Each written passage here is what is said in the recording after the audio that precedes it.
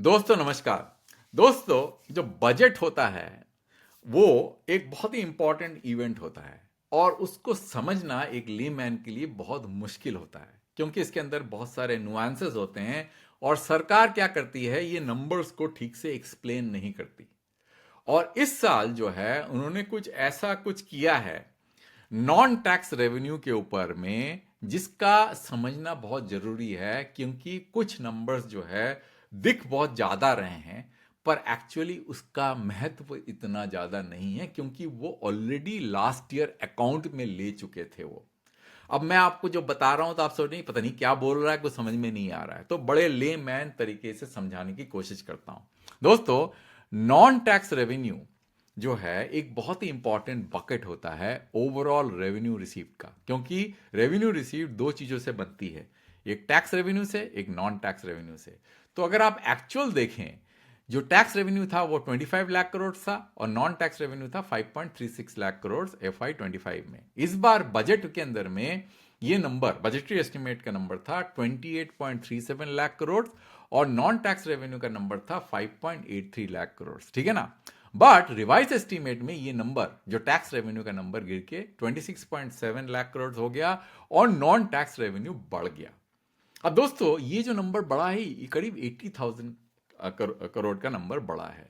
अब ये बहुत सब्सटैंशियल इंक्रीज है और ये समझना जरूरी है ये नंबर बढ़ा कैसे और ये क्या सब्सटैंशियली कंट्रीब्यूट कर रहा है in real terms in capex और any kind of social benefit scheme, और ये जस्ट एक अकाउंटिंग फिक्स है, ये जानना जरूरी है। क्या ये सिर्फ अकाउंटिंग पॉइंट ऑफ व्यू से बड़ा है और रियली बड़ा है और कौन इसका कंट्रीब्यूटरी पॉइंट है, मतलब कहां से ये नंबर आया कहां से, ये समझना बहुत जरूरी है इस बजट के अंदर में क्योंकि ये नंबर छोटा नहीं है 80,000 करोड़ का। ये वीडियो का पूरा फोकस इसी को समझने के लिए दोस्तों। अब दोस्तों अगर आप देखें ये वाला बजट का रिसीप्ट का जो डॉक्यूमेंट है और यहां पे ये जो आपके 3 कॉलम्स हैं actual budget revise and budget of the various financial year, तो इसमें आप देखें तो एक बहुत बड़ा आइटम है अदर कम्युनिकेशन सर्विसेज।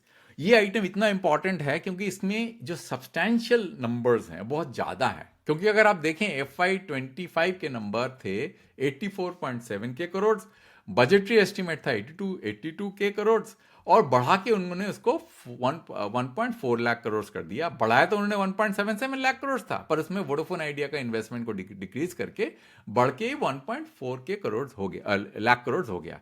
अब ये जो नंबर कितना बढ़ा, ये नंबर 60,000 करोड़ बढ़ा। तो इसलिए ये जो नंबर बढ़ा है इसमें आपका 60,000 करोड़ का जो कंट्रीब्यूशन अदर कम्युनिकेशन सर्विस से आ रहा है, 20,000 करोड़ कहीं और से आ रहा है। अब समझ गए ना, अब ये मोटा मोटा अब हमको समझना है कि ये हुआ कैसे। अब होने के लिए आप दोस्तों ये एक्सेल शीट को ध्यान से देखिए क्योंकि सारा खेल इस एक्सेल शीट में है। जब तक, क्योंकि मैंने बहुत मेहनत से बनाया है ये समझाने के लिए कि कुछ आइटम्स ऐसे होते हैं जो कि पिछले साल ऑलरेडी अकाउंट में ले लिए जाते हैं और उसका जो इंक्लूजन है इस साल किया जाता है। तो एक्चुअली ये कैश आइटम्स नहीं होते हैं, ये नॉन कैश आइटम्स होते हैं। तो जरा ध्यान से समझिए क्योंकि ये बहुत ही फाइनेंशियली नुआंस सब्जेक्ट है और एक लेमैन के लिए समझना बहुत ही मुश्किल है, बट आपको ये देख के पता चलेगा कि बजट के नंबर्स फेस वैल्यू में नहीं लिए जा सकते।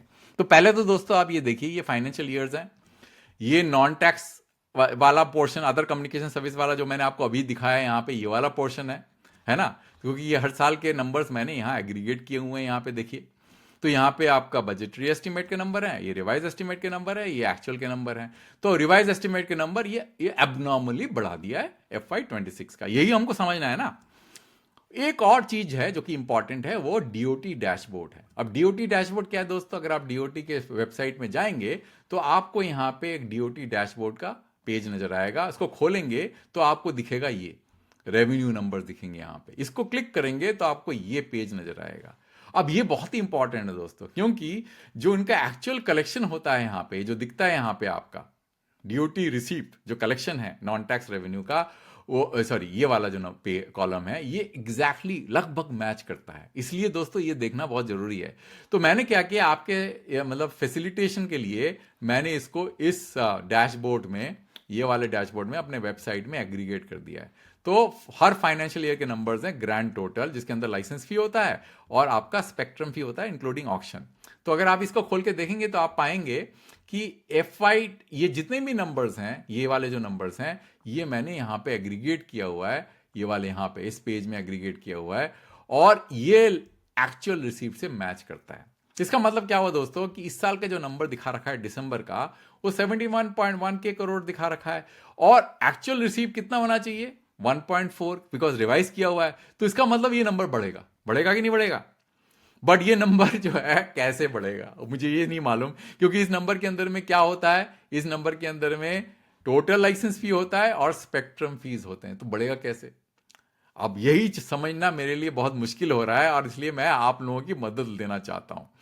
तो दोस्तों, ये समझने के लिए आपको एक्सपेंडिचर का बजट समझना पड़ेगा, ये बहुत ही इंपॉर्टेंट। ये वाला पोर्शन एक्सपेंडिचर है, गवर्नमेंट ऑफ इंडिया का एक्सपेंडिचर, और ये वाला पोर्शन बाद में बात करेंगे। पहले हम एक्सपेंडिचर कहां से आ रहा है वो देख लेते हैं। एक्सपेंडिचर के लिए दोस्तों आपको इसमें जाना पड़ेगा, demand number 13, ministry of communication. इसके अंदर में अगर आप देखें, ये वही तरीके से ब्रेकअप किया हुआ है। ये टोटल DOT का एक्सपेंडिचर है, डिपार्टमेंट टेलीकम्युनिकेशन का एक्सपेंडिचर है, और हम फोकस करेंगे कैपिटल के ऊपर में, क्योंकि वही हमारा फोकस है। तो आप पाएंगे कि जो कैपिटल एक्सपेंडिचर है DOT का, उसके नंबर जो है, जो एक्चुअल हुआ था वो 73.8 के करोड़ हुआ था, और बजटरी एस्टिमेट FY26 में नंबर था 51.7 के करोड़ था, रिवाइज नंबर था 23.9 के करोड़, और आने वाले बजट में 47.2 के करोड़ था। अब एक चीज बहुत इंपॉर्टेंट है दोस्तों, कि ये सारे के सारे जो एक्सपेंडिचर होते हैं, वो उसका जो मेजर पोर्शन होता है कैपिटल इन्फ्यूजन टू BSNL। तो capital infusion BSNL actual number क्या था 71.9 के, बजटरी एस्टिमेट 33.7 के, और रिवाइज एस्टिमेट उन्हें काफी गिरा दिया है। अब दोस्तों, कल जब मैं इसी को देख रहा था तो मैंने इतने ध्यान से इस चीज को देखा नहीं, पर आज जब ये पूरा का पूरा जो शीट मेरे सामने, अब मेरे को समझ में आ गया कि एक्चुअली हुआ क्या है, तो यही मैं आपको डिस्कस करना चाहता हूं। तो DOT, तो आप अगर देखें यहां पे, जो DOT का एक्चुअल कैपिटल एक्सपेंडिचर है, जो कलेक्शंस हैं, वो आपको यहां नजर आ रहा होगा, है ना, और BSNL के नंबर्स आपको यहां नजर आ रहे होंगे, है ना। अब अगर आप देखें यहां पे, DOT का एक्चुअल कैपेक्स और BSNL के जो कैपेक्स है लगभग बराबर हैं। अब देखिए, except for the fact that कि एक दो साल में, जैसे अभी अगर आप FY23 में देखें, तो वहां पे आप देखेंगे कि DOT का जो एक्चुअल कैपिटल एक्सपेंडिचर था 54.7 के था, BSNL के नंबर्स कम थे। But what I want to tell you is कि it is a larger proportion of the DOT's capital expenditure। समझ में आ गया आपका दोस्तों, BSNL का कैपिटल एक्सपेंडिचर, क्योंकि FY25 और FY24 में नंबर लगभग बराबर है। अब दोस्तों, एक और चीज ध्यान रखने वाली बात है, ये जो BSNL का जो कैपिटल एक्सपेंडिचर है, ये DOT कहां से शो करती है, कैसे शो करती है? क्योंकि DOT जो है BSNL में 3 चीजों में खर्चा कर रही है। एक तो कैपेक्स में खर्चा कर रही है, जो रियल कैपेक्स है, जो कैश कैपेक्स है, जिसमें इक्विपमेंट लग रहे हैं। एक स्पेक्ट्रम है, जो कि नॉन कैश आइटम है, क्योंकि BSNL सरकार को कोई पैसे नहीं देती है। और एक AGR वाला आइटम है, जो भी नॉन कैश आइटम है, जो DOT ने BSNL के बिहाफ में स्पेंड किया। तो ये इनका ब्रेकअप है। कहां से मिला ये मेरे को BSNL के बैलेंस शीट के डॉक्यूमेंट से मिला। और अगर आप देखें DOT की जो क्वार्टरली रिपोर्ट है, ये इसका जो है आप स्क्रीनशॉट ले लीजिए। एक तो ये नंबर है, और आपका जो है एवरी ईयर जो इक्विटी इंक्रीज हुआ DOT का, जो शेयर कैपिटल इंक्रीज हुआ, वो नंबर्स आपको यहां नजर आएंगे।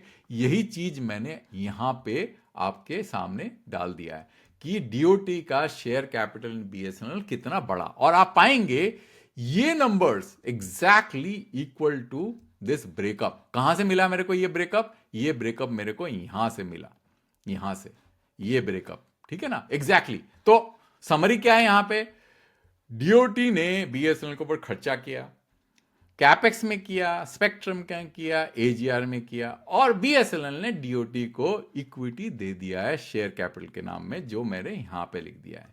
अब ये जो DOT ने इक्विटी दिया है BSNL को, ये एक रेवेन्यू रिसीव की तरह दिखा रही है ना। अगर आप देखें यही नंबर्स, ये जो DOT को मिला है, शेयर कैपिटल मिला है BSNL में, ये एक पोर्शन है इसका, जो आपका DOT के कलेक्शन जो उनके वेबसाइट में दिखता है, यही है ना।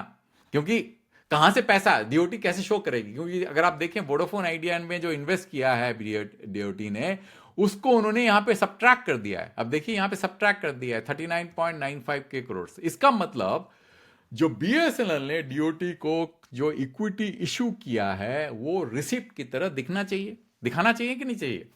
अब दोस्तों देखिए, अब यही चीज डीओटी शो करेगी बजट के अंदर में कि मैंने इतना खर्चा किया बीएसएनएल में, because this should be equal to this and this should be closely align to BSNL capex. Because capex कहां से आएगी? डीओटी खर्चा करेगी बीएसएनएल में in capex, actual capex, spectrum and AGR, यही तो बीएसएनएल का कैपेक्स होना चाहिए। और इक्विटी जो है, जो सरकार जो बीएसएनएल से इक्विटी लेगी वो रिसिप्ट दिखाएगी और बाकी कैपेक्स दिखाएगी, तो दोनों बराबर मैच करना चाहिए कि नहीं करना चाहिए। अब मजेदार बात है दोस्तों, इन FY23 में ये एग्जैक्टली मैच करता है। FY24 में ये दो नंबर लगभग मैच करते हैं, दोनों में रेशियो निकालेंगे तो 1.22 है। FY25 में ये दो नंबर मैच नहीं कर रहे हैं, दोनों का रेशियो निकालेंगे तो 3.15 है। अब FY26 में यही खेल है दोस्तों, जो कैपेक्स दिखा चुकी है डीओटी और सरकार ने बीएसएनएल में खर्चा किया है, उतना इक्विटी उन्होंने नहीं लिया था FY25 में, क्योंकि FY25 में उन्होंने बीएसएनएल के ऊपर में कैपेक्स दिखा रखा था 71.9 के करोड़ का, पर इक्विटी लिया था ओनली 22.8 के करोड़ का। ये जो 50,000 करोड़ का जो डिफरेंस है, ये उन्होंने इस साल बुक किया है। देखिए 63.3 के करोड़ का कुछ कैपेक्स किया था 10,000 करोड़ का, और स्पेक्ट्रम और एजीआर ये दोनों को ऐड करेंगे तो ये नंबर 63.3 के करोड़ का इंक्रीज है।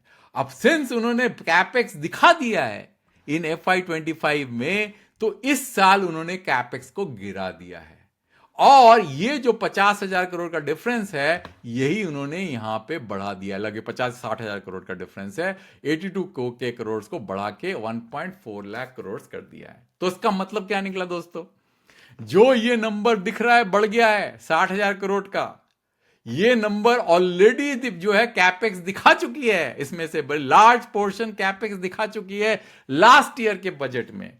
अब सिंस उनको पैसे जो है इस साल मिले हैं, तो कैपेक्स कम कर दिया है बीएसएनएल का और रेवेन्यू रिसीट बढ़ा दिया है। आपको समझ में आया कि क्यों जो है रेवेन्यू रिसीट बढ़ गया है इस साल का? नॉन टैक्स रेवेन्यू में जो सरकार यहां शो कर रही है, जो 5.83 जो है बढ़ा है इन्होंने बजटरी एस्टिमेट से, 5.80 से 6.67 बढ़ गया है। समरी जो है दोबारा बता देता हूं, कितना कंफ्यूजिंग है कि आप पागल हो जाएंगे इसको समझने के लिए। Just to revise the whole thing again, DOT का अदर कम्युनिकेशन का जो हेड जो है budgetary estimate, revise estimate, actual यहां नजर आ रहा है। डीओटी के डैशबोर्ड के जो नंबर्स हैं वो एक्चुअल रिसीट से मैच करते हैं। डीओटी ने, गवर्नमेंट ने एक्सपेंडिचर शो करती है, जो कैपेक्स शो करती है उसमें से लार्ज पोर्शन बीएसएनएल का कैपेक्स होता है। डीओटी बीएसएनएल को में खर्चा करती है actual cash, non cash item जो यहां दिखता है, और इतना ही उनको शेयर मिल जाता है। अब ये जो शेयर है, लास्ट ईयर उन्होंने अपने शेयर शो कर रखे थे 22.8 लाख करोड़ का शेयर शो कर रखे, 22.8 के करोड़ का शेयर शो कर रखे थे, जबकि बीएसएनएल का कैपेक्स दिखा दिया था कितना, 71.9 के करोड़ का कैपेक्स दिखा दिया था बीएसएनएल का। ठीक है, अब ये जो 50,000 करोड़ का डिफरेंस है ये उन्होंने इस साल बुक किया है, तो ये नंबर उन्होंने बढ़ा दिया है, 1.44 लाख करोड़ नंबर बढ़ा दिया है कि नहीं? तो एक चीज जो है इसमें, एक और चीज बड़ा इंटरेस्टिंग है जो कि अभी भी समझ में नहीं आया, एक्चुअल रिसीप्ट तो उन्होंने 84.7 के करोड़ दिखाया था लास्ट ईयर, दिखाया था कि नहीं दिखाया था? और उसमें से बीएसएनएल का कैपेक्स दिखा रखा था 71.9 लाख करोड़, और शेयर में दिखा रखा था 22.8 के करोड़। इसका मतलब 84.7 के करोड़ माइनस 22.8 करोड़ उन्होंने अपने प्राइवेट ऑपरेटर्स से पैसे लिए थे। तो बीएसएनएल में कैपेक्स दिखा दिया उन्होंने, पर जो रियल इनकम हुआ उनका करीब कितना हुआ, करीब 60,000 करोड़ का। इस साल ही उतना ही होने वाला है रियल इनकम 60,000 करोड़ का, बट इन्होंने ये नंबर बढ़ा दिया है क्योंकि उन्होंने इक्विटी इस साल बुक करी है। जो उन्होंने लास्ट ईयर का जो कैपेक्स का जो इक्विटी है इस साल बुक करी है, लास्ट ईयर नहीं लिया उन्होंने, इसलिए ये नंबर उनका बढ़ गया। पर एक्चुअल रिसीव जो दिखाएंगे उनको ये नंबर जो है, क्योंकि आपका देखिए ये नंबर घटेगा, घटेगा कि नहीं घटेगा, क्योंकि ये 6885 करोड़ है, तो बीएचएल का जो कैपेक्स होगा इस साल आपको दिखाया जाएगा 588 के करोड़ ही दिखेगा, है ना। तो ये नंबर तो घट गया इनका। जब ये नंबर घट गया आपका, और यहां पे 60,000 करोड़ का जो है रिसीव्ड होगा प्राइवेट ऑपरेटर से होगा, और बीएसएनएल से कितना रिसीव्ड होगा, क्योंकि अगर आप देखें इस साल जो है, लास्ट ईयर कितना रिसीव हुआ था बीएसएनएल से, 62.8 के करोड़ का रिसीव हुआ था, और प्राइवेट ऑपरेटर से रिसीव हुआ था 60,000 करोड़ का। तो इन्होंने ये जो नंबर है 22.8 के करोड़ जो है इसके अंदर रिसीट में इंक्लूड किया हुआ था, इसीलिए इस साल ये 63.3 करोड़ वो इधर इंक्लूड करेंगे on top of the private operators received.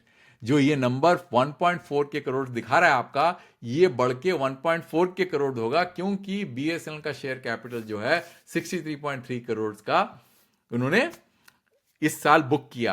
But capex उन्होंने लास्ट ईयर दिखा दिया था बीएसएनएल का, तो इस साल वो कैपेक्स कम दिखा रहे हैं। यही है दोस्तों नेट नेट पूरी कहानी।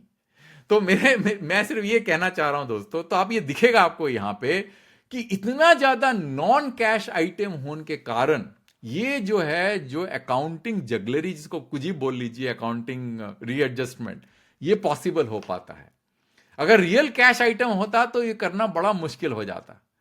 इसीलिए दोस्तों ये जो नंबर बड़ा है, ये नंबर बढ़ा दिखने में तो बहुत बड़ा नंबर दिख रहा है आपको, पर एक्चुअली कोई कैश रिसीव नहीं हो रहा है, क्योंकि ये पूरा का पूरा आइटम जो है स्पेक्ट्रम और एजीआर का नंबर है, जो कि टोटल नॉन कैश आइटम है।